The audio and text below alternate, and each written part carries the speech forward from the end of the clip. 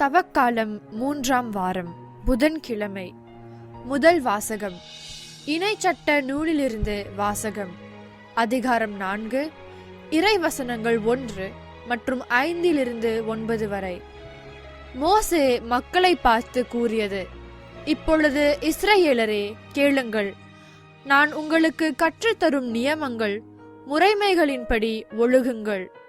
அதனால் நீங்கள் வாழ்ந்து உங்கள் மூதாதையரின் கடவுளாகிய ஆண்டவர் உங்களுக்கு கொடுக்கும் நாட்டுக்கு சென்று அதை உரிமையாக்குவீர்கள்.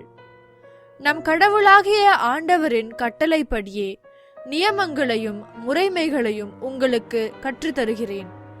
எனவே நீங்கள் போய் உரிமையாக்கிக் கொள்ளும் நாட்டில் அவற்றை பின்பற்ற வேண்டும். நீங்கள் அவற்றை பின்பற்றி நடங்கள். அதுவே மக்களினங்கள் முன்னிலையில் உங்கள் ஞானமும் அறிவாற்றலுமாய் விளங்கும். இந்த நியமங்களை கேள்வியுறும் அனைவரும் உண்மையில் இப்பேரினம் ஞானமும் அறிவாற்றலும் கொண்ட மக்களால் ஆனது என்பர்.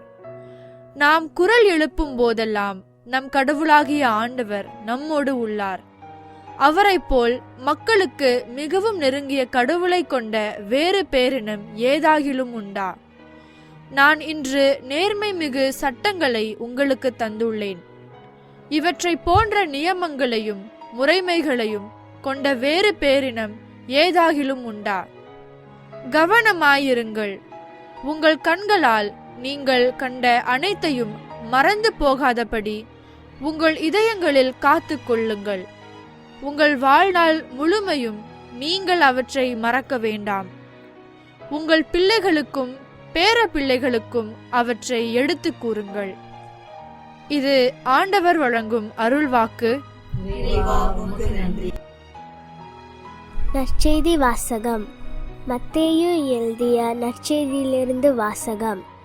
அதிகாரம் 5, 17 முதல் 19 வரை. அக்காலத்தில் இயேசு தம் சீடரை நோக்கி கூறியது: திருச்சட்டத்தையோ இறைவாக்குகளையோ நான் அழிக்க வந்தேன் என நீங்கள் எண்ண வேண்டாம். அவற்றை அழிப்பதற்கல்ல, நிறைவேற்றுவதற்கே வந்தேன். விண்ணும் மண்ணும் ஒளிந்து போகுமுன் திருச்சட்டம் யாவும் நிறைவேறும்.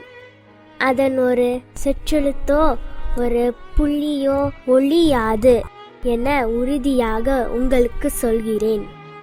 எனவே இக்கட்டளைகளில் மிக சிறியது ஒன்றையேனும் மீறி அவ்வாறே மக்களுக்கும் கற்பிக்கிறவர் விண்ணரசில் மிக சிறியவர் என கருதப்படுவார். இவை அனைத்தையும் கடைபிடித்து கற்பிக்கிறவரோ விண்ணரசில் பெரியவர் என கருதப்படுவர். இது கிறிஸ்து வழங்கும் நற்செய்தி. கிறிஸ்துவே உமக்கு புகழ்.